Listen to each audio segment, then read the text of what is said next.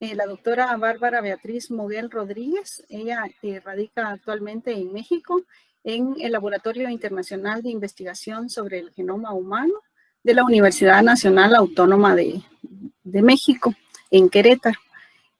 Pues dentro de las líneas de trabajo de Bárbara está las ciencias genómicas. Bárbara, pues como decía el maestro Pablo, ella es egresada de esta facultad, bióloga. Posteriormente realizó sus estudios de doctorados en ciencias biológicas en el Instituto de Investigaciones Biomédicas de la UNAM. Durante su estancia postdoctoral realizó investigación en el área de las ciencias genómicas. Su investigación está dirigida a identificar el ADN de parásitos antiguos en restos humanos obtenidos de sitios arqueológicos del centro de México. Además, está analizando suelos de sitios arqueológicos y sedimentos lacustres por medio de metagenómica. Su trabajo consiste en trabajo de campo, laboratorio, análisis y escritura de artículos científicos, y tiene bajo su cargo a estudiantes de licenciatura interesados en aprender sobre estas tecnologías. Asimismo, tenemos a la doctora Claudia Suset Romero Oliva, que actualmente radica en Alemania. Ella actualmente es colaboradora, investigadora de la Universidad del Valle de Guatemala, específicamente en el centro de Atitlán. Ella estudió un doctorado en la Universidad Técnica de Alemania, es experta en el área de ecotoxicología y ecología acuática, con experiencia en el diseño experimental y optimización de ensayos ecotoxicológicos, pruebas analíticas y desarrollo de investigación científica. Tiene más de 10 años de experiencia en el extranjero, en Alemania principalmente, y ha estado desarrollando las competencias necesarias para trabajar con diferentes culturas, enfatizándose en la adecuada implementación de estrategias creativas y acordes a las diferentes necesidades de grupos, equipos y proyectos de investigación. Entonces, creo que alguien, sí, exactamente, vamos a montar la presentación. Muchas gracias. Entonces, como estamos en un ambiente bastante familiar, déjenme darles un muy cordial y una muy cordial bienvenida a todos y cada uno de los que nos están acompañando. Es nuestra casa de estudios, ¿verdad? En la Universidad de San Carlos. Entonces es para nosotras, Bárbara, y para mí un placer poder compartir un poquito de lo que nos ha llevado hasta donde estamos acá, la experiencia que queremos transmitirles, y más que nada también creo que un mensaje bastante importante que queremos hacerles es que en realidad estos momentos de formación que tenemos en nuestras casas de estudios, en los diferentes momentos en donde compartamos, son bastante trascendentales. Muy bien, muchas gracias por la introducción. Como bien dijo la doctora Eunice, pues mi especialidad es en ecotoxicología acuática y he tenido la dicha de trabajar bastante en Guatemala, mis proyectos de investigación. Estoy muy interesada en estrategias para mejorar de una manera del funcionamiento ecosistémico que podamos aportar con medidas de biorremediación, entre otros, también incluir algunos aspectos, o incluir, mejor dicho, en el diálogo a las diferentes ciencias dentro de la dinámica de la transdisciplina. Entonces, en esta línea de la transdisciplina, y me permito hacer esta introducción, es donde nosotros con Bárbara, con mucho cariño, pensamos en esta presentación, pensando en esta conferencia, pensando en esos retos, en esas oportunidades y en ese contexto, ¿verdad?, en el que nos encontramos hoy en la ciencia, que es la colaboración internacional. Entonces, desde esa perspectiva, nosotras pensamos, lejos de presentarles datos de nuestras diferentes investigaciones, que habrán momentos dentro del contexto también de Converciencia que vamos a poder adentrarnos más hacia esos detalles de nuestras investigaciones. Quisimos hacerlo, como bien lo mencioné anteriormente, dentro de nuestra casa de estudios, un ambiente más familiar, pues traer esta nueva perspectiva que es esa oportunidad que nos ha dado la ciencia de poder seguir trabajando en conjunto. Entonces, el tema que vamos a exponerles el día de hoy es la colaboración en ciencia y transfrontera. Entonces, pasamos a la siguiente, gracias. Entonces, para más o menos presentarles el contenido que vamos a estar platicando el día de hoy, son 4 momentos en donde nos vamos a dividir y vamos a estar alternando estos momentos con Bárbara. Pero en general, lo primero, les vamos a presentar un contexto general de la ciencia, tendencias pasadas y actuales. También vamos a seguir con qué es exactamente la colaboración transfrontera y vamos a estudiar, o vamos a tomar como estudio de caso la Escuela de Biología de la Facultad de Ciencias Químicas de y Farmacia de nuestra alma mater, la Universidad de San Carlos de Guatemala, porque, bueno, somos egresadas de ahí. Seguidamente vamos a hablar un poco de las oportunidades y los retos que tienen las colaboraciones transfrontera para terminar en conclusiones y dejar el espacio abierto para las preguntas. Siguiente. Entonces, pues para muchos puede sonar un poco redundante, pero es interesante conocer un poco del trasfondo de la ciencia, de dónde venimos, cuáles han sido las estructuras que han formado lo que hoy conocemos como el ambiente académico. Y las tendencias pasadas, como bien lo sabemos, pues la educación estaba restringida a grupos específicos, a grupos privilegiados, mayoritariamente hombres, pero también hay casos de muchas mujeres que tuvieron la oportunidad de ingresar a la academia. Y entonces, la tendencia en colaboración entre principios del siglo XX, desde 1900 hasta 1965, era publicar temas muy básicos, o eran las ciencias básicas las que se regían y era lo que se publicaba. También los trabajos eran muy individualistas o eran en colaboración con otros profesores o tenía que tener ese apadrinamiento de alguien que ya tenía una trascendencia, es decir, que trabajos independientes, trabajos de investigadores que estaban iniciando en su carrera eran casi inexistentes. Entonces, esa era, por ejemplo, les pongo aquí 2 ejemplos, que es la teoría de la relatividad presentada por Albert Einstein en la Universidad Humboldt de Berlín, y también los estudios, el primer artículo científico que se publica en la revista International Science y que tiene como fecha 1883.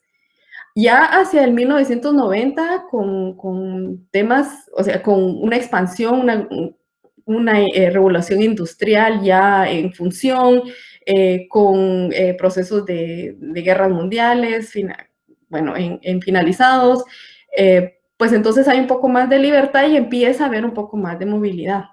Y eso es hasta 1990. Gracias. La siguiente. Entonces vemos que 2 momentos importantes en la ciencia hacen que se abran o que se expandan esas perspectivas de la información que se estaba generando, ¿verdad? Porque, bueno, con el fin de la Segunda Guerra Mundial, la creación del Banco Mundial y la aparición de la red informática mundial o la World Wide Web, en 1989, pues este mundo tan restringido, tan privilegiado, de personas tan de espacios muy reducidos o en jerarquías muy establecidas, pues se rompe, ¿verdad? Porque el acceso a la información está ahí y hay muchas preguntas aún por resolver. Y entonces estas condiciones propician 3 diferentes o 3 momentos importantes o 3 condiciones importantes, mejor dicho.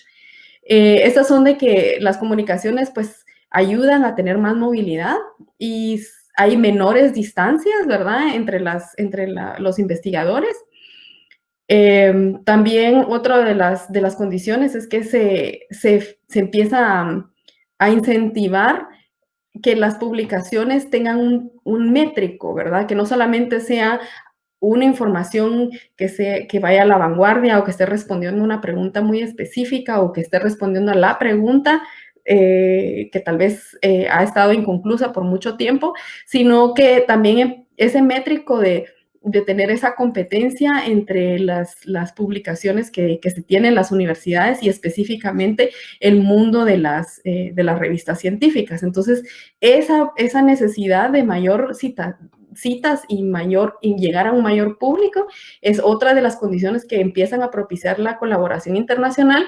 Y finalmente, mucha información que podemos, o sea, que se ha tomado como, tal vez que no se ha considerado mucho en la academia, pero que ha sido uno de los mayores impulsores para esa internacionalización, ha sido de que hacia el 1990, pues muchas personas pudieron tener acceso a regiones rezagadas, es decir, que empezaron a haber colaboraciones y nosotros, el caso de Guatemala todavía sigue siendo uno de estos, que hay mucha información que no existe y entonces existe esa necesidad o esa primicia de generar esa información y de poder cumplir con, por ejemplo, el objetivo de mayor citación. Siguiente.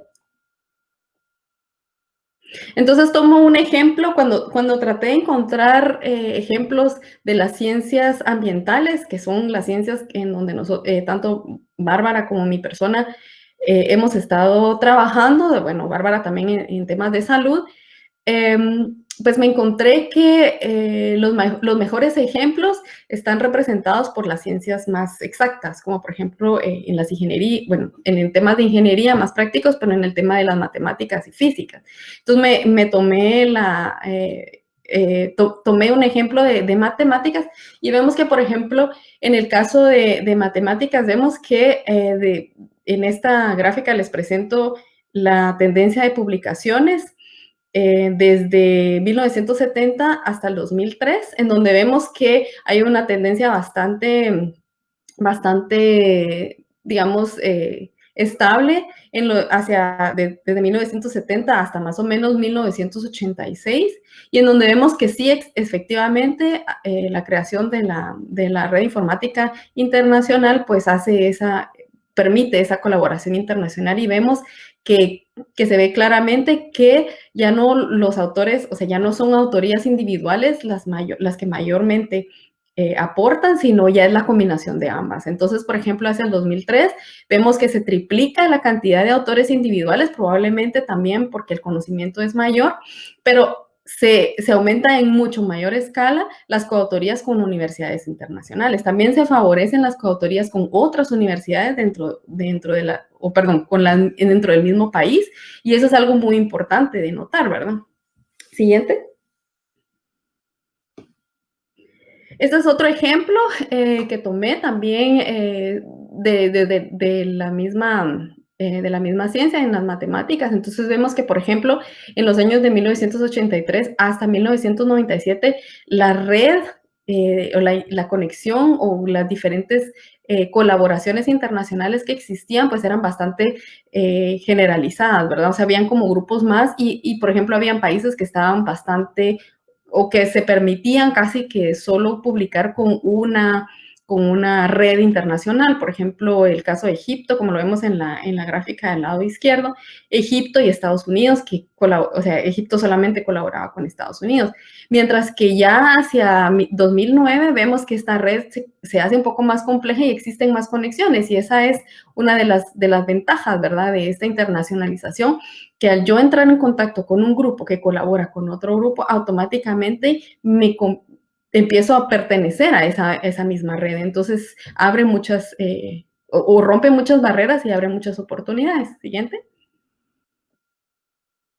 Este es otro ejemplo, solamente para ejemplificar, ¿verdad? En 13 años, la misma red aumentó de 12 conexiones de 12 países que colaboraban entre ellos hasta a 2013, que colaboraban ya 40 países. Siguiente. Bueno, esto es como muy linda la teoría, ¿verdad? Vemos que los países empiezan a colaborar en mayor movilidad, pero ¿qué pasa, por ejemplo, en casos como nosotros, ¿verdad? En países en desarrollo o en países que tienen menor ingreso económico, ¿verdad? Que es el estudio que se publica en Frontiers from Science. Y vemos, por ejemplo, que hacen comparaciones, ¿verdad? Entonces, los gráficos que les pego acá, pues es mucha información, pero el círculo rojo que está en el gráfico inferior derecho, ese gráfico lo que está ejemplificando es la cantidad de publicaciones, o sea, el número de colaboración por países versus, o sea, si hay una correlación entre la movilidad en los diferentes países y la colaboración en los diferentes países. Entonces vemos que, por ejemplo, los colores, los de color celeste que están más o están incluidos dentro de ese círculo que yo tracé, ¿verdad? Vemos que en el caso de países con poco ingreso económico, casi que exclusivamente las publicaciones van a ser solamente aquellas que estén en colaboración. Y que estas que están en colaboración son aquellas en donde existe una cierta movilidad, es decir, que los investigadores probablemente salieron, hicieron esas conexiones y regresaron o viceversa. Entonces, pues como les decía, la teoría es muy bonita, la red se expande, las colaboraciones empiezan a aparecer, empiezan a haber nuevas redes más diversas, pero en el caso de nuestros países aún tenemos esa dependencia, ¿verdad? Entonces es algo que vale la pena resaltar. Siguiente. Entonces también encontré que hay un índice específicamente para la revista internacional de Nature, en donde, bueno, este es el índice para los 10 países que publican o que tienen mayores conexiones internacionales, y bueno, es de esperarse que el primero, el top 10, es Estados Unidos, seguido por Inglaterra, Alemania, Francia, China, que va creciendo bastante en un ritmo bastante acelerado, y vemos las conexiones que tienen. Entonces vemos que pues sigue habiendo una dominancia, ¿verdad?, de Estados Unidos, pero lo interesante de este índice, y pasemos a la siguiente, es que también, a pesar de que vemos que Estados Unidos domina y que es quien ha construido, y vemos que es un efecto de la cantidad de recursos y el tiempo que ha invertido en este tipo de conexiones. Entonces, este gráfico que presenta el World Mapper dice, o sea, ejemplifica desde el 2005 hasta el 2015 el aumento en la inversión económica para la investigación científica. Entonces vemos que en estos 10 años, quienes están invirtiendo a mayor escala son países asiáticos, por ejemplo, India, China, vemos que Rusia, pues no, y Estados Unidos pareciera ser que se ha mantenido en el mismo, probablemente hasta el 2020, pues habrá una reducción, ¿verdad?, con las nuevas autoridades que han tenido en los últimos 4 años. Pero, y también vemos el aumento, vemos también que el cono sur, específicamente Brasil, Argentina, pues han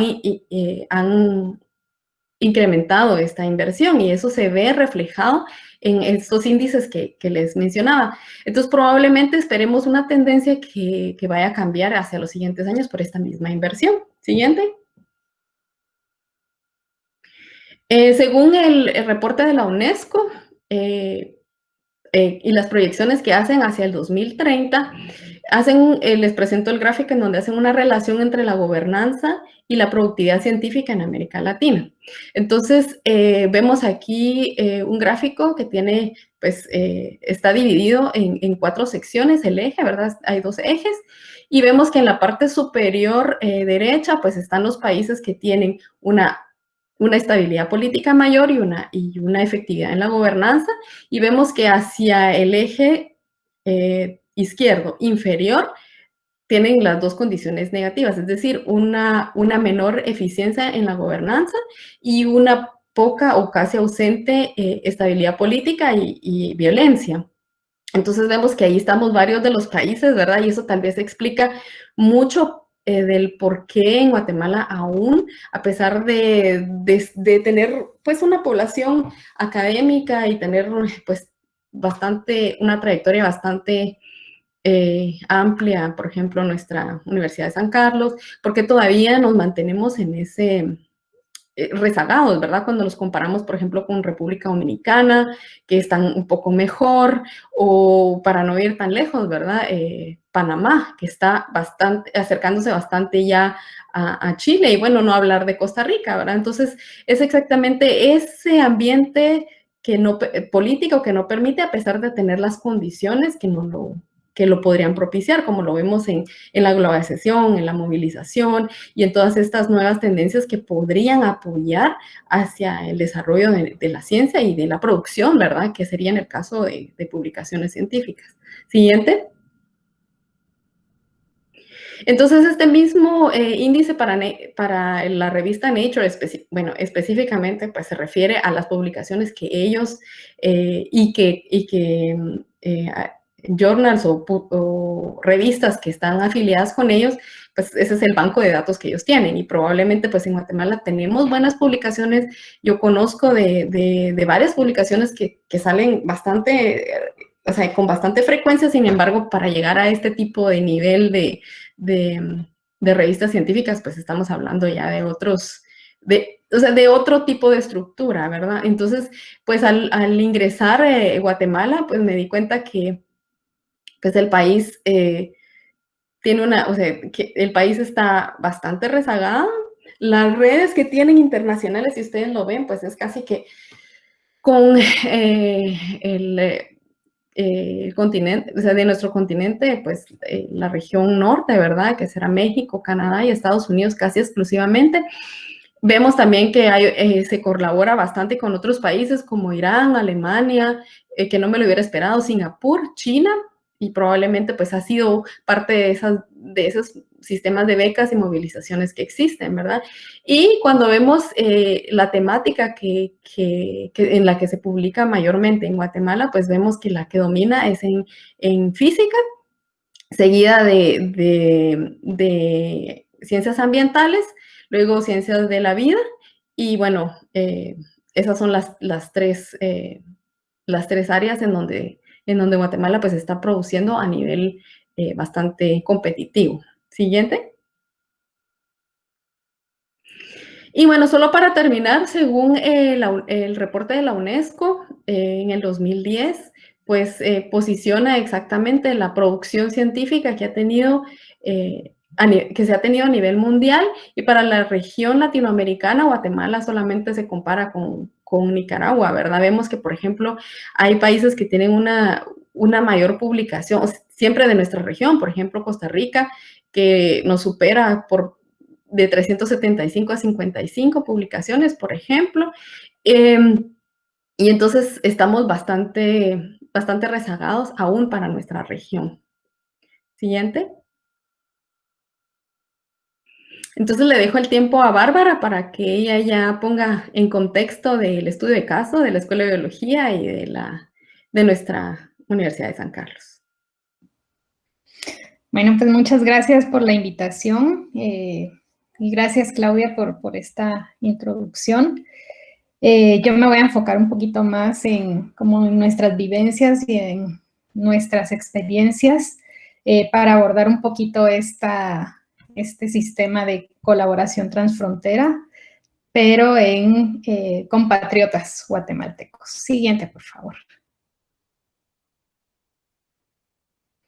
Bueno, para ponernos en contexto un poquito, Claudia y yo cerramos Pensum de Biología en el 2004. Yo me gradué en el 2006, Claudia en el 2007 de biólogas. Trabajamos del 2005 al 2007 en diversos proyectos de investigación.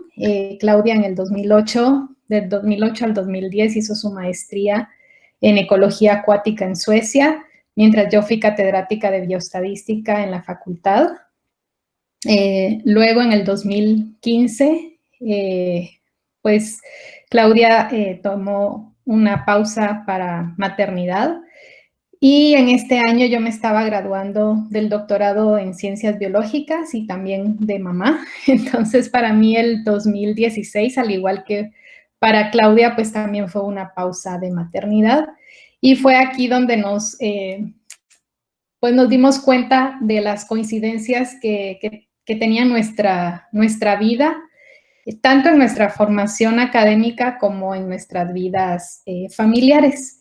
En el 2017, Claudia se gradúa del doctorado también en Ciencias Biológicas y yo inicié una estancia postdoctoral en el Instituto de Geología. Y esto también gracias, pues en colaboración a otra compatriota guatemalteca, y luego lo voy a abordar un poquito más a fondo. Y del 2017 al 2019, Claudia regresa a Guatemala, fue catedrática de USAC y de VG. Yo seguí en mi estancia postdoctoral. En el 2018, ambas fuimos mamás por segunda vez. Bueno, Claudia tuvo gemelos la primera y luego su bebé. Y en esta oportunidad ya no tuvimos tiempo para una pausa de maternidad. Tuvimos que seguir en nuestras vidas académicas. En este tiempo, Claudia fue directora del Centro de Estudios Atitlán de la Universidad del Valle de Guatemala, y yo inicié una segunda estancia postdoctoral. Nos mudamos a Querétaro con mi familia aquí dentro de México, y es donde estamos actualmente. Continúo con esta estancia postdoctoral y este año inicié a ser profesora de cátedra en el TEC de Monterrey Campus Querétaro. Claudia sigue siendo investigadora del Centro de Estudios de Atitlán, pero tuvo que regresar a Alemania. Entonces, pues sigue activa con VG, pero a distancia. Y precisamente el año pasado, platicando sobre nuestros temas de interés, nos dimos cuenta que podíamos tener una colaboración, que era con lo que habíamos soñado pues desde hacía bastante tiempo.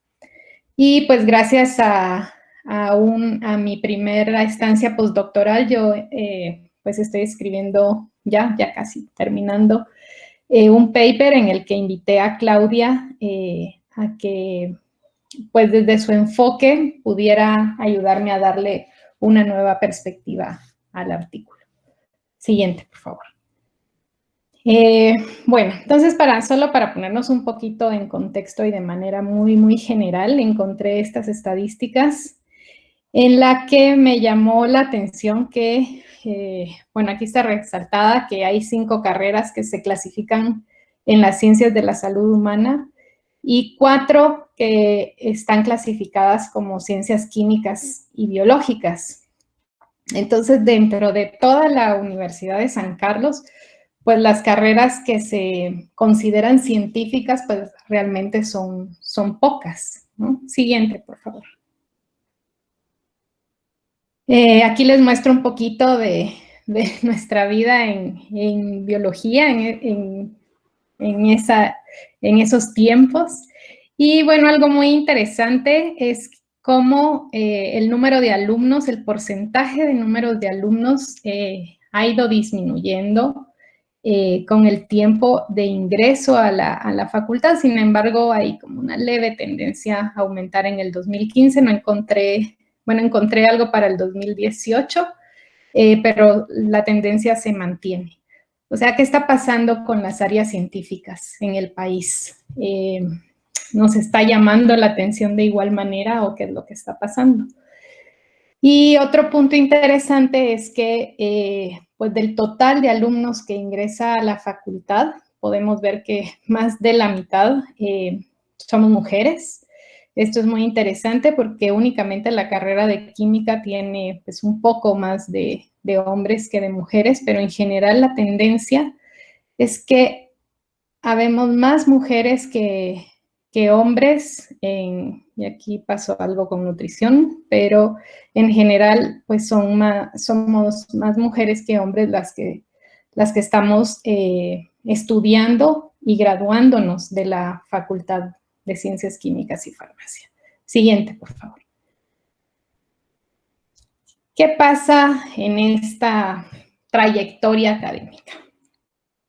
Pues lo que podemos ver aquí es que en promedio las carreras tienen entre 9 y 10 años para titularse. y el promedio de edad a los que pues se gradúan las personas de la facultad está entre los 27 y 29 años. Entonces, ¿cómo nos pone eso frente a otras, a competir frente a otras realidades? Entonces, en mi caso, yo fui una estudiante promedio, no fui una estudiante brillante, que hay quienes se titulan en menos tiempo, que yo considero que terminando rápido y graduándote en el tiempo establecido, pues la gente se hace entre 6 y 7 años en la facultad. Bueno, creo que no sé, no me puse a ver para las demás carreras, me enfoqué en la facultad. Pero me llamó mucho la atención que en México el 83% de los estudiantes ingresan a los 18 años y se gradúan a los 23 años. En promedio se están llevando 6 años en su carrera, o sea, la gran mayoría. Hay quienes pueden terminar en menos tiempo y quienes pues se alargan un poquito más. Pero pues esta es digamos, la regla. Terminan la licenciatura, hacen una maestría de 2 años, están terminando aproximadamente a los 25, un doctorado de 4 años, que termina más o menos a los 28, hacen un postdoctorado que termina más o menos a los 30 años y luego pues acceden pues intentan acceder a una plaza académica, la cual condiciona tener menos de 37 años para hombres y menos de 39 para mujeres. Entonces, ¿qué está pasando? En mi caso, por ejemplo, yo inicié, después de titularme, me quedé todavía un tiempo en Guatemala, por eso tomé la decisión de hacer un doctorado directo, el cual me tomó 5 años. Entonces, yo terminé mi doctorado a los 37 años, muy por debajo de lo que... muy por encima, perdón, de la edad a la cual están terminando el doctorado los mexicanos. Luego me tomé una pausa de maternidad de 9 meses. No pude tomarme, como hubiera querido, un año para estar con mi hija, debido a que pues ya necesitábamos un ingreso y salió la oportunidad de hacer un postdoc. Entonces, ingresé al postdoctorado en el Instituto de Geología. La verdad son unas becas muy competitivas y precisamente ese año en el que yo apliqué quitaron como el filtro de la edad, entonces tuve la oportunidad y la verdad me calificaron muy bien y pude entrar bastante bien.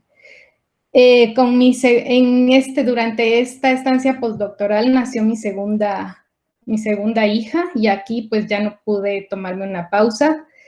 Tuve que seguir, tenía un trabajo bastante intenso y tuvimos que coordinar con mi esposo para poder llevar tanto la familia como la academia. Y luego terminé mi postdoc a los 40 años y empecé una segunda estancia postdoctoral en la cual estoy ahorita y tengo 42 años.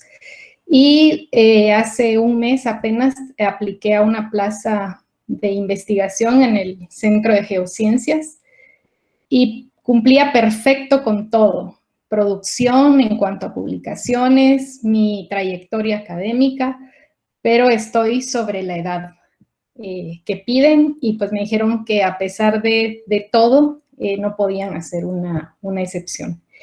Entonces, bueno, yo sigo como participando en estas convocatorias y como decía en una charla pasada, no lo hago por necia o porque no lea bien la convocatoria, sino lo hago también porque considero que no todas las trayectorias académicas son iguales, son lineales. Entonces, la academia, y ahora donde estoy en México, también tiene que aprender que las mujeres tenemos también estas pausas y que es parte también de respetar a la mujer dentro de su calidad de académica y científica, tener estas opciones de integración, ¿verdad? Este es un mensaje, y el otro mensaje es que los estudiantes ya no se pueden dar el lujo de ser estudiantes promedio, ya no pueden terminar en 9 años una carrera. O sea, si vemos otras universidades, están terminando en 4 o 5 años, y sí es muy importante tomar en cuenta esto. Las tesis tienen que ser tesis que faciliten al estudiante, no que lo retrasen en su graduación. Entonces, todos estos puntos son importantes de considerar, tanto desde las autoridades como de parte de cada estudiante. O sea, ¿dónde quiero llegar? ¿Qué quiero hacer en un futuro?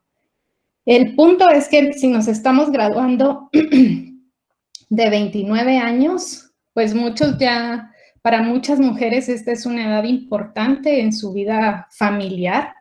Ya muchas están casadas o están por hacerlo, están integrando su familia, entonces la oportunidad de migrar pues es bastante limitada y se va reduciendo. Entonces estos son puntos que debemos tener muy, muy, muy en cuenta. Siguiente, por favor. ¿Por qué migramos? Bueno, pues yo creo que un punto interesante es que queremos llegar un poquito más lejos, que tenemos ejemplos dentro de la facultad muy claros. Para mí, pues la doctora Monroy fue un ejemplo muy, muy clave de que tenía que salir de Guatemala para poder llegar un poquito más lejos. Cuando yo terminé la licenciatura, pues yo quería seguir el área de ciencias genómicas y no había una oportunidad dentro del país para yo poder seguirme especializando. Así que busqué opciones y pues surgió la opción en México, una muy buena y que me abrió también la visión, digamos, desde otro ángulo y desde otro punto de vista. Claudia salió un poquito antes y migró a Suecia y pues también si vemos los caminos de migración, Claudia intentó regresar a Guatemala y luego volvió a salir, migró entre Europa, de Suecia a Alemania. Yo me he movido nada más dentro de México, pero pues si hay otra oportunidad para migrar fuera, pues también la consideramos. Y también esto es muy importante porque tenemos familias que nos apoyan, ¿verdad? Para estas movilizaciones. Dentro de la escuela de biología, lo que se ha visto, o lo que yo he visto con mis compañeros de generaciones antes y después de mí, es que la migración es bastante alta. La mayoría no regresa a Guatemala y pues las carreras que van realizando en el extranjero pues van siendo brillantes también. También lo he visto con químicos, biólogos en el extranjero, químicos farmacéuticos. O sea, hay una movilidad fuerte de la facultad, o sea, que la espinita de querer superarnos, de querer hacer ciencia de primer mundo está. Entonces también tenemos que mejorar esas condiciones para que esas movilidades no sean tan complicadas, que no lleguemos a otros lugares con deficiencias pues de algún tipo. Vamos a enfrentarnos a otro tipo de estudiantes. Es cierto, yo cuando llegué a México yo tenía otra experiencia muy fuerte en investigación y eso a mí la verdad me ayudó muchísimo frente a mis compañeros que pues venían de una maestría o de la licenciatura. Entonces sí, yo tenía una ventaja en cuanto a mi concepción de hacer investigación y eso me ayudó bastante. Y tenía una desventaja, digamos, frente a la edad. Entonces, pues son esas como pros y contras. Sin embargo, considero que nuestra formación en la facultad es muy buena y nos empuja a querer llegar un poquito más lejos, ¿verdad? Siguiente, por favor. Bueno, las coincidencias con Claudia, hemos coincidido varias veces en Guatemala y siempre ha estado como esta espinita de querer hacer algo en conjunto. Nuestros caminos, pues yo me había ido, mi formación fue bastante en biomédica, siempre en el área de ciencias genómicas, pero más enfocado al área de biomedicina. Y pues Claudia se había formado más en ecotoxicología de lagos, pero siempre teníamos esa espinita de que podríamos hacer algo en algún momento. Siguiente, por favor. Bueno, las coincidencias de vida, ¿verdad? Les quería mostrar aquí, pues decidimos formar familias casi al mismo tiempo y después de habernos formado en nuestra vida académica, pues ambas decidimos que era momento pues de formar ya una familia y pues hemos coincidido en diferentes puntos de nuestra vida. Siguiente, por favor. Pero también las colaboraciones con otras guatemaltecas, pues para mí ha sido básico.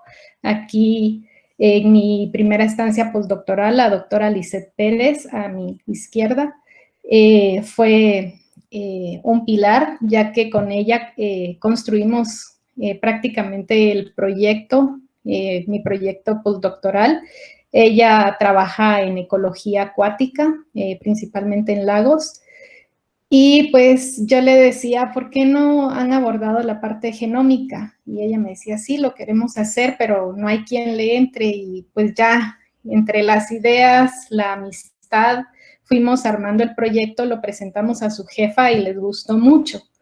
Y a mi derecha, pues yo creo que la recuerdan muy bien a Isabel, ella es química de la facultad, con quien también compartimos aquí en México bastante tiempo. No colaboramos de manera pues, directa en la academia, pero siempre fue ese apoyo de sentirnos chapinas en el extranjero, y eso también es bien importante porque formamos una comunidad en la que nos apoyábamos y habían otros científicos, físicos como Rodrigo Zacahuí, Eduardo, o sea, fuimos una comunidad muy bonita de la que también salieron colaboraciones interesantes. Yo a la fecha sigo colaborando con Lisette Pérez, ella es bióloga de VG, con una trayectoria académica impresionante. Siguiente, por favor. Bueno, este proyecto lo realizamos en el lago de Chalco. Es un lago bastante antiguo, uno de los más antiguos del Neotrópico. Se encuentra en el centro de México, a las afueritas de la Ciudad de México, a 2.240 metros sobre el nivel del mar y en la faja volcánica transmexicana, para contextualizar un poquito este trabajo. Siguiente, por favor. El muestreo lo hicimos in situ. Estas imágenes me gustan mucho porque acá hay geofísicos, hay geólogos, estudiantes de ciencias de la tierra, uno que otro biólogo por allí. Y pues estaba yo con mi interés en hacer genómica de estos sedimentos. Entonces armamos un laboratorio in situ para lograr mantener las condiciones adecuadas para evitar contaminación en la medida de lo posible. Y pues usamos estos trajes especiales, nos cubrimos para resguardar las muestras lo más que se pudiera. Pero fue un trabajo en equipo. Afuera estaban haciendo las perforaciones, los geólogos y los geofísicos, y adentro estaba yo con apoyo de Lisette y la doctora Socorro, otra doctora que era mi jefa en ese momento, y quienes me estaban ayudando a manipular las muestras y yo tomaba las muestras. Entonces, estas colaboraciones transdisciplinarias permiten también tener trabajos a otra escala, otro, abordar a unos, digamos, a una sensibilidad del proyecto mucho mejor que si trabajo yo aislada y voy y tomo las muestras para hacer genómica, pero no sé nada de geología, no sé nada de geofísica, no sé nada de ecología acuática. Entonces, ¿cuál sería mi aporte en ese estudio? Únicamente lo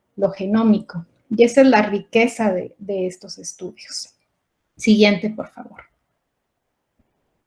Entonces, gracias a este trabajo pudimos hacer una reconstrucción del paisaje durante el Holoceno. Entonces, lo que nosotros planteamos es que durante hace 12,000 años aproximadamente, el paisaje en el centro de México o alrededor del lago de Chalco era frío.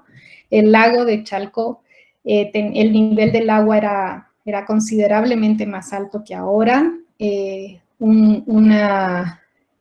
Habían algas asociadas a estos climas fríos y de agua pues, bastante limpia, mesotróficas. Un paisaje, una vegetación pues muy diferente a la que conocemos ahora. Nosotros planteamos que podría ser pino encino y pues otras especies animales. Luego, más o menos en el 9,600 años al pasado, pues los niveles del agua descendieron bastante, hubo mucha evaporación, hubo un cambio en el paisaje bastante drástico, cambió la vegetación, y al final de esta zona que nosotros llamamos hiposalina, porque la salinidad del agua aumentó muchísimo, vemos que hay un pico de abundancia de mosquitos y empieza pues ya el ser humano a invadir el ambiente. Bueno, a establecerse, no vamos a decir a invadir, a establecerse en este ambiente. Y a inicios de la siguiente zona, que nosotros le llamamos subsalina, pues el ser humano ya está establecido en esta región. Hay bastantes lluvias y el pico de mosquitos aumenta. La calidad del agua pues cambia drásticamente y el paisaje pues encontramos mayor secuencias de pastos que de otras plantas. Entonces, fue aquí cuando yo le pedí a Claudia su apoyo, ya que pues, ella tiene otro enfoque de los lagos y de cómo se maneja, y la integración pues, de su conocimiento y, por supuesto, del idioma también en la escritura, y que revisara pues, todo el documento. Y estos cambios que hicimos la verdad es que ayudó mucho a mejorar ciertos puntos del manuscrito. Y pues a la fecha creo que somos 10 autores. El documento está aceptado, bueno, con correcciones mayores en las que seguimos trabajando, pero considero que es un proyecto muy bonito en el que habemos 3 chapinas colaborando, y pues para mí es un orgullo. Cuando esto salga publicado, pues será muy, muy grato. Siguiente, por favor. Bueno, si quieren conocer un poquito más de este proyecto, voy a estar hablando de él en la plática del 11 de noviembre a las 5 de la tarde y el 13 de noviembre a las 3 y a las 5:30. Siempre en este espacio de Converciencia. Siguiente, por favor. Bueno, y aquí un poquito también estas colaboraciones se extienden. No sé si conocen a Paula. Paula también es bióloga de la facultad, y Paula llegó a México con hacer sus estudios, su tesis de licenciatura, buscando apoyo para su tesis de licenciatura con otra investigadora. Y cuando la vi, le dije, ¿y por qué no lo haces con Lisette? Ella es guatemalteca y pues trabaja más o menos el área. Y bueno, fue un clic inmediato. Paula y Lisette empezaron a trabajar. Paula se cambió al laboratorio de Lisette y pues ahora están ambas en Alemania, lo cual me da mucho gusto. Paula está terminando ya su maestría, su doctorado, perdón, terminó la maestría en México, está terminando el doctorado ahorita en Alemania. Y pues son esas colaboraciones, esas integraciones y de decir, pues nos vamos a ayudar, ¿no? Es parte de que nuestra comunidad científica siga creciendo como guatemaltecos. Y abajo, pues les muestro, pues es muy interesante porque todas mujeres científicas, pues acá Claudia, ella es médico, es otorrino y también estuvo en México, pues Claudia está aquí también presente. Luz Helena, que es licenciada en turismo de la del Valle, Lisette y yo, y pues ya todas con nuestras familias, pero todas en nuestras carreras, en nuestras vidas, pues científicas a las que les dedicamos pues también nuestra pasión. Y creo que aquí se resume la pasión, ¿verdad? La familia y nuestras carreras. Siguiente, por favor. Y bueno, ¿por qué colaborar con compatriotas dentro y fuera de Guatemala? Es importante apoyarnos como guatemaltecos. Venimos de un país pequeño, de un país pues con muchas fracturas, ¿verdad? Entonces, si nos unimos y nos apoyamos, podemos hacer grandes cosas dentro y fuera del país. Seguir haciendo ciencia transfrontera y transdisciplinaria, pues ya vimos que mejora la ciencia, pero además nos une, ¿sí? Tenemos historias de vida similares, conocemos de dónde venimos, entonces eso nos ayuda como a decir, tenemos que apoyarnos. Podemos establecer parámetros éticos claros sin miedo a esas jerarquías de decir, no, como es el doctor tal, aunque no haya hecho nada, tiene que ir de cuarto autor porque si no se va a ofender. No, aquí la situación es más ética, se establece qué aportaste tú, qué aporté yo, y de esta manera se van dando esas colaboraciones y esas autorías. La verdad es que a mí me ha quedado muy claro que debemos apoyarnos, pero no aprovecharnos del trabajo del otro. O sea, yo voy a ir en un paper siempre y cuando mi aporte haya sido el suficiente para que mi nombre esté allí. Yo no me voy a colgar del trabajo de otra persona si mi aporte no, o si no trabajé, ¿sí? Eso lo tenemos que tener también bien claro y creo que es parte de la ética y del respeto al trabajo del otro y a mi trabajo. Y bueno, dentro de Guatemala es muy complicado colaborar.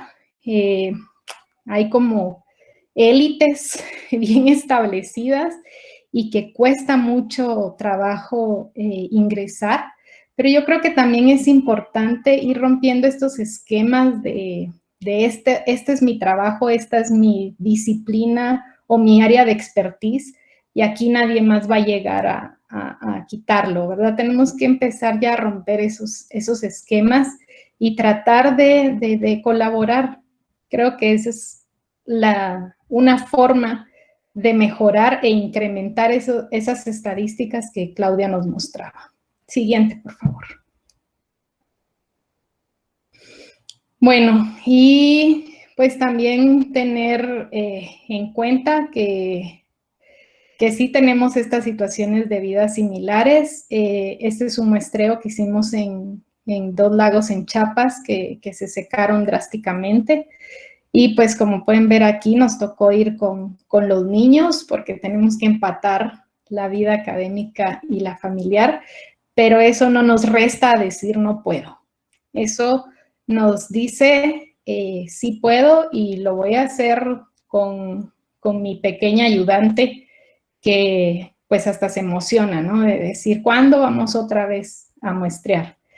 Entonces, creo que la vida de la científica guatemalteca no es fácil, pero tenemos las ganas, tenemos la energía y tenemos como ese ímpetu de querer hacer las cosas bien, de apoyarnos, y eso es algo muy, muy importante. Siguiente, por favor. Bueno, y creo que hasta aquí los dejo ahorita yo y retomo en un ratito y Claudia les va a hablar un poquito de los retos y en estas colaboraciones. Gracias. Gracias, Bárbara. De verdad que sí, es un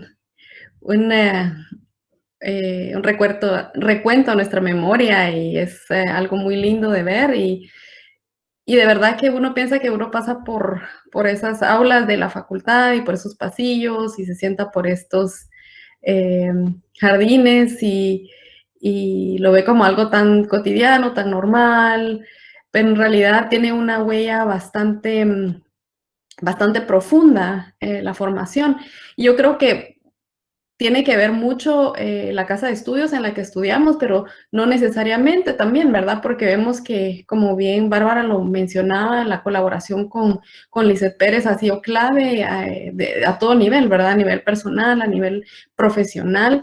Y entonces vemos, y entonces hago un poco de esta introducción porque quiero pues presentarles algunas de las oportunidades que dentro del contexto de nuestra experiencia de vida, tanto en la formación de nuestras carreras como en el caso puntual de la publicación que estamos trabajando en conjunto, hay muchas oportunidades y están relacionadas, pues van más allá al momento fortuito, a tener las competencias académicas necesarias para colaborar, a estar en el momento y en el lugar precisos, sino que van más allá de esa formación, como les mencionaba, ¿verdad? A veces uno está en esas aulas y yo a mi regreso, que estuve allá en el 2017, 2018, pues fue súper gratificante regresar y toparme con esa familiaridad de algo que yo ya conocía, ¿verdad? Y a esos pilares a los que quiero poner ahorita en contexto. Entonces, en cuanto a oportunidades, la Academia Nacional de las Ciencias de Estados Unidos publica en el 2017 un libro que se llama Fortaleciendo la integridad en la investigación. Y bueno, para los que estén interesados, les puedo compartir el link o el PDF. Está bastante interesante porque hace un recuento histórico, también hace algunas alusiones o toma como datos, por ejemplo, de la Segunda Guerra Mundial, el tipo de estudios que se hicieron en diferentes países con sujetos humanos, respondiendo un poco al tema de la ciencia responsable y a la ética. Y esos son los puntos en los que yo voy a platicar un poquito.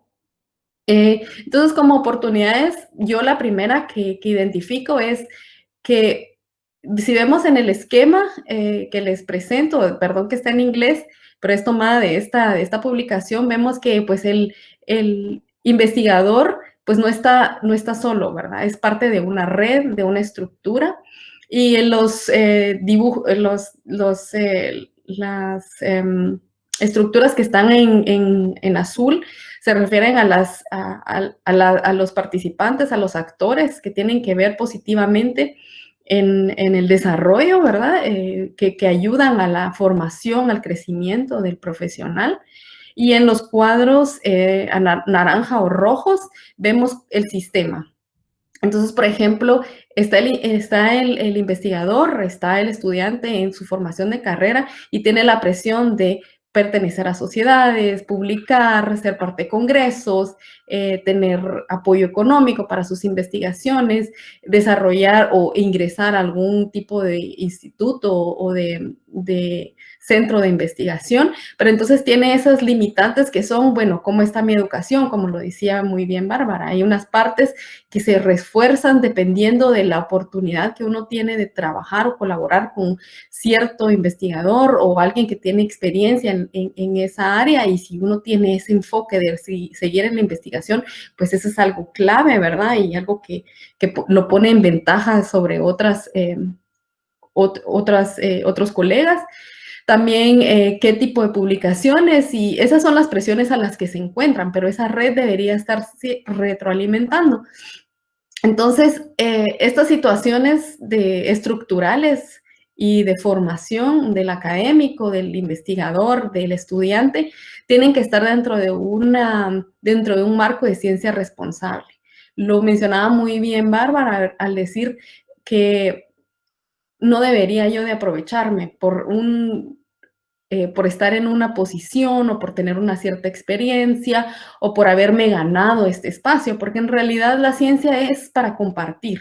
La ciencia también es para decir algo que no existe, información que no existe, pero el rol no solo del investigador, sino del académico también es formar, tener esa satisfacción en formar a esa nueva generación o a esa nueva masa crítica que va a aportar más y más a la ciencia. Entonces es una de las oportunidades de tener este tipo de relaciones transdisciplinarias es que hace el proceso más transparente. Cuando yo trabajo dentro de una misma estructura, probablemente ambientes no tan saludables, algo tóxicos, porque la ciencia, la academia ha generado también estos espacios sucede, pero si yo estoy trabajando dentro de una colaboración internacional, este tipo de malos hábitos van a ser muy difícil que se repliquen, porque entonces hay otras personas observando y el proceso tiene que avanzar, ¿verdad? Entonces, creo que parte de las oportunidades de mantener estas relaciones que uno hace en la formación de la carrera o en los momentos de investigación, en estancias, etcétera, es poder tener esa posibilidad de tener una ciencia responsable. Siguiente. Algo que a mí me motiva mucho, me gusta mucho, pues la filosofía y pensar en un poco el origen de los pensamientos, la etimología de los conceptos. Y algo que me movió en algún momento que lo leí fue el documento de una filósofa mexicana que escribe con respecto a la ética profesional, al etos profesional se le llama. Ella establece, ¿verdad?, que muchos de los conflictos o el conflicto en la ética y luego en la moral, ¿verdad?, en lo que ya la acción en sí, es ese conflicto entre los principios universales que son en el contexto de la academia será pues darle la visibilidad a quien se la dio, no aprovecharme, darle los créditos a quienes son, darle el espacio, tener la paciencia, enseñar, etcétera. Todos estos principios morales universales se ven en conflicto cuando mis principios, intereses personales o hegemónicos, que son esa fuerza que me rige, ¿verdad? Esa necesidad de ser, de estar por encima de alguien, etcétera, entran en conflicto. Entonces, ¿qué pasa? Cuando yo estoy en una situación de poder, cuando yo tengo estudiantes a mi cargo, cuando yo pues me pasé toda la vida, me la sacrifiqué toda, tal vez no logré cumplir con otros objetivos de vida porque le dediqué mi vida a la ciencia, por ejemplo. Entonces, esta parte de los intereses personales están por encima de los principios morales. Y perdón que traiga a colación un pensamiento que yo siempre le dije a mis compañeras y bueno, Bárbara, no sé si se recuerde, pero yo me recuerdo que yo les mencionaba cuando estaba en la carrera como estudiante, les decía, yo quiero que ustedes nunca se separen o sea, que nunca nos separemos en la comunicación, porque yo quiero que si en algún momento a mí se me olvida la realidad, yo quiero que estén ustedes ahí para que me regresen a esa realidad. Yo siempre se los dije y es algo que para mí tiene un valor muy, muy fuerte tener todavía estas conexiones. Y bueno, Bárbara no me dejará mentir que tenemos un grupo de amigas que pues nos mandamos mensajes casi que a nivel diario, ¿verdad? Y estamos siempre en contacto y son amigas de la facultad.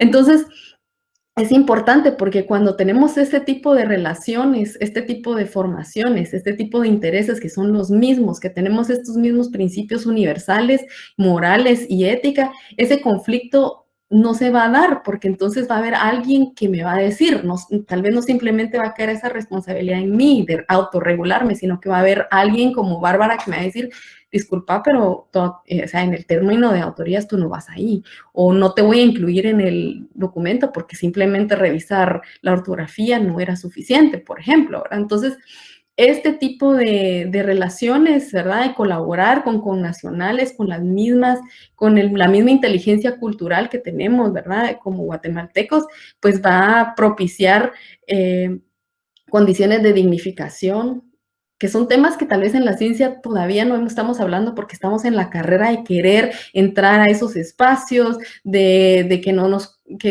el tiempo que tuvimos que invertir de más lo podamos ganar en publicar, y entonces nos olvidamos de lo que hace de lo que nuestra pasión es, ¿verdad? Si nuestra pasión es algo que queremos seguir produciendo, debería estar dentro de un ambiente sano, en un ambiente en donde propicie el crecimiento. Entonces, generar la dignificación, la justicia, el reporte de malas conductas, eso se da muy poco, ¿verdad? La objetividad, la honestidad, apertura, diplomacia, responsabilidad y cuántos otros valores más que se pueden dar si hablamos entre amigos, ¿verdad? Que tenemos el mismo objetivo. Siguiente. Y bueno, otro de ya saliendo un poco más del contexto filosófico y existencial, una tercera fortaleza que yo veo es la diversidad, o sea, esa diversidad que se aporta y ese apoyo, ¿verdad? Por ejemplo, en el caso muy puntual de Bárbara y yo, pues estamos en dos zonas horarias diferentes, entonces cuando ella duerme yo trabajo y cuando ella trabaja yo duermo, y ese apoyo mutuo, ¿verdad? Tener esas mismas historias, pues similares historias de vida, retos, etcétera, y esa diversidad de conocimientos pues hace que se incremente no solo el valor de lo que se está produciendo, sino también los talentos y los saberes individuales, o sea, es un crecimiento personal. Aquí les pongo la gráfica, pues no se ve muy bien porque pues, son bastantes datos, en donde es una correlación entre el patrón de colaboraciones y la transdisciplinaridad. Es decir, que que muchos trabajos ahora están optando a esa transdisciplina, porque en realidad lo que se está diciendo es más completo o más holístico o más orgánico o que va hacia esa tendencia, es lo que quiero mencionar. Entonces, al hacer estas colaboraciones transdisciplina, transfrontera y hacer el esfuerzo extra de no colaborar en el mismo instituto y vernos diariamente, también tiene sus retos, ¿verdad? Pero las oportunidades son bastante, bastante buenas. Siguiente. Y finalmente, pues Bárbara bien lo mencionó, ¿verdad? Si tenemos una estructura bastante rígida en donde haya, como bien decía Bárbara, si yo tengo que reportarle a A y el A le tiene que reportar al B y el B al C, y entonces tengo que firmar un documento y ese documento se me puede pasar la vida tratando de tener eso y tal vez la ciencia ya avanzó y tal vez los datos ya no están, o sea, tengo que ver qué hago, pues hace un sistema bastante ineficiente. Y en Guatemala lo que necesitamos es eficientar ese tipo de procesos, ¿verdad? Porque estamos en esa misma competencia con otros colegas de otros países, con otras plataformas y otros contextos que necesitamos hacer esos procesos más ágiles. Entonces, una de las formas que yo veo que podemos salvar esos retos es tener ese tipo de colaboraciones, porque entonces la estructura ya no es tan rígida, entonces tenemos diferentes coordinaciones y la comunicación debería ser más ágil y poder llevar a fin esas publicaciones, porque también tenemos la temporalidad, que es un factor que es bastante, que hay que tomar en consideración. Siguiente. Entonces, dejo a Bárbara para que ella finalice con los retos y las conclusiones que nosotros derivamos de esta plática. Ya es el final, me voy rapidito. Con la colaboración creo que los principales retos, pues es que no hay lineamientos establecidos para muchos procesos. Yo tengo como ejemplo, pues el ingreso de animales de laboratorio al país fue complicadísimo. Y yo soy partidaria que la ciencia se debe institucionalizar en Guatemala. Ya no tienen que salir las muestras del país y procesarlas fuera. Es muy importante ya que la ciencia se quede en Guatemala. Tenemos la capacidad, están los científicos, creo que cada vez la infraestructura es mejor, aunque sí hacen falta, pero eso es importante. Entonces, luchar para que hubieran labor, pues estos animales dentro del bioterio de la facultad, fue un reto grandísimo para mi estudiante, y para Elizabeth Solórzano, que también la conocen, ella está en Guatemala también, y pues, ellas movieron todo, fue cansadísimo, pero se logró, claro, con apoyo de muchas personas, pero son procesos que en otros países ya están establecidos, entonces no debería de ser tan complicado. Hacen falta becas para tesistas. Muchas veces los tesistas tienen que trabajar y al mismo tiempo hacer sus tesis. Eso creo que es lo normal. Entonces, estos procesos se retrasan mucho y pues terminan siendo tesis súper largas o que no le pueden poner toda la atención que debería. No hay dinero para investigación emergente, por ejemplo, ahorita para los proyectos COVID, que estoy participando con Elizabeth Solórzano, pues ha sido también un reto gigantesco. Lo que nosotros pensamos que iba a ser pues de 3 meses, nos ha llevado toda la pandemia y todavía no tenemos resultados por una serie de factores. Y la idea es que se haga todo en Guatemala. Es muy fácil sacar las muestras del país y que lo hagan en Estados Unidos, que lo hagan en Europa, que lo hagan aquí en México, pero no es lo mismo que se haga dentro del país y que los datos se generen en el país. Eso es muy importante para Guatemala. Hace falta infraestructura en diversas instituciones, lugares con infraestructura. Con esa infraestructura muchas veces es muy complicado acceder. Sin embargo, para este proyecto, una grata sorpresa fue hacer colaboración con gente de la Universidad Mariano Gálvez, que son químicas biólogas egresadas de USAC, con una apertura increíble. Y eso pues facilitó bastante el proceso. Y pues los investigadores en Guatemala tienen demasiado trabajo administrativo, lo cual muchas veces también complica esa colaboración, ya que no tienen tiempo. Y muchos investigadores en Guatemala que no tienen plaza, están dando clases por horas, entonces no tienen un trabajo establecido y pues también necesitan sobrevivir. Entonces es muy romántico hacer ciencia, pero si no tienes un ingreso, ese romanticismo pues se vuelve muchas veces se queda allí, se queda en algo romántico. Siguiente, por favor. Pero ¿qué soluciones podemos ver y qué es lo que estamos observando? Pues ahorita hay ratones de laboratorio CD1 en el bioterio de la facultad y yo creo que esto fue un inicio, pero hay un experto ya contratado por la facultad que seguro va a ser un super bioterio de referencia, que podría llegar a ser hasta un bioterio de referencia para Centroamérica, y son esos pequeños pasos en colaboración los que nos lleva a ser gigantes los proyectos. Buscar apoyo de instituciones con trascendencia, por ejemplo, LENAP, que ya tiene pues una trascendencia, y esto puede también ayudar a que otros pequeños investigadores puedan tomar más idea de cómo hacer las cosas.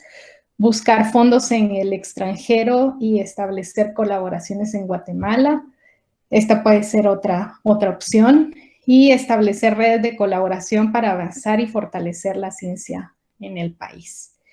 Y urge tener un plan de reincorporación para científicos guatemaltecos, generar espacios para aprovechar los conocimientos, la energía y estas redes que traen. Muchos de los científicos que han salido ahorita no tienen un espacio dentro de Guatemala. Están en Guatemala y están peleando por un espacio.